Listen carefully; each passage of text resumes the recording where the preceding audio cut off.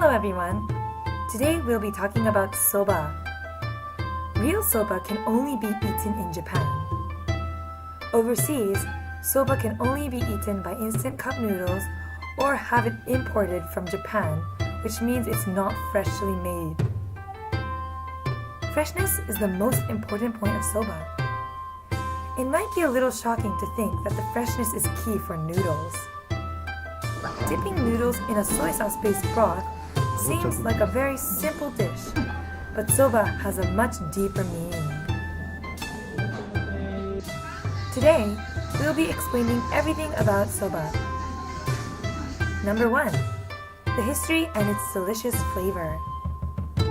Number 2. Where you should eat soba. And number 3. The types of soba, how to order it, and how to eat it. The existence of soba can be found in remains from 9,000 years ago.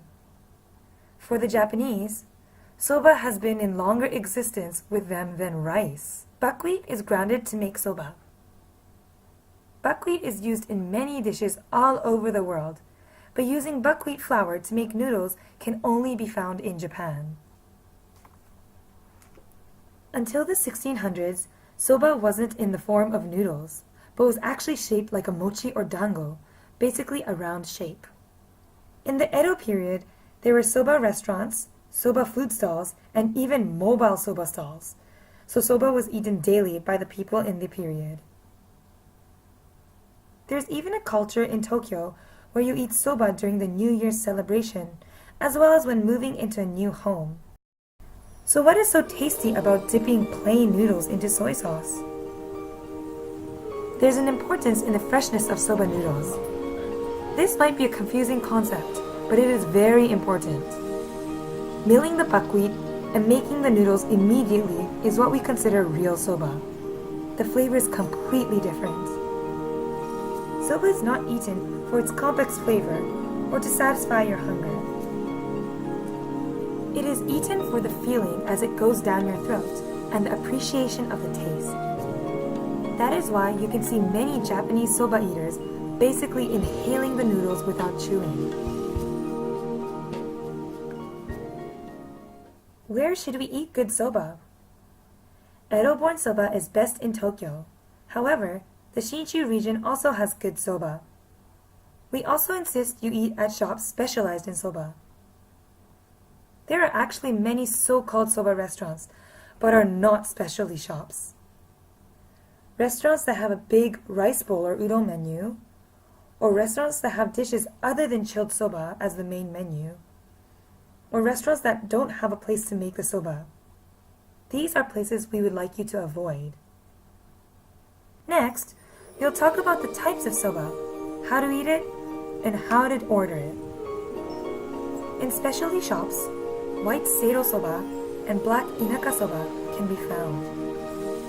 The difference between these two is that in the white soba, the outside covering of the buckwheat is taken off and milled. With the black soba, the outside part is not removed and is milled together. We recommend you try the white seido soba first. We would love for you to try the cold soba. It's great for summer, but of course, even in winter, many people in Tokyo like to eat it. Together with soba, we recommend you also order tempura. Another soba dish that is found everywhere is a dipping broth that includes duck meat. Zaru soba is also very standard, and is the white soba with sea laver on top.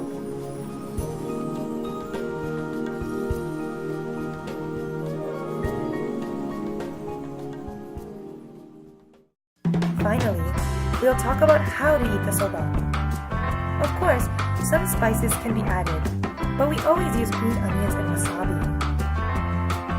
First off, don't mix everything together. We only use the spices and other ingredients when we want a difference in flavor. You can mix them into the dipping sauce or pick it up with the soba.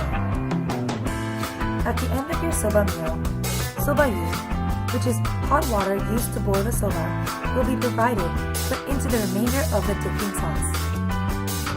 In the past, it was believed that it was good for digestion after eating soba. Nowadays, By doing this, we take in an unnecessary amount of salt, so just drinking a little bit for taste is okay. The last and most important point of eating soba is to slurp. Rather than chewing, the image is to gulp down the noodles.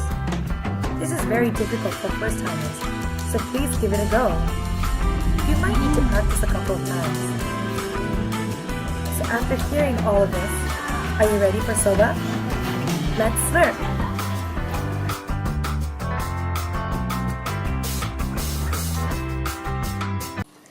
About soba. So I feel like when people come to Japan, they don't necessarily say, I want to eat soba.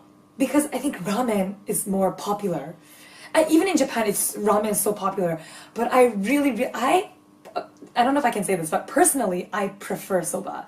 Just because soba is lighter and like, it's less heavy. And because it's like a dipping style, you don't really drink the broth, so you don't get super full off of it, and you don't feel a little sick or anything. And in soba, I think people have this image where, okay, there's like a soy sauce dipping sauce, and that's it.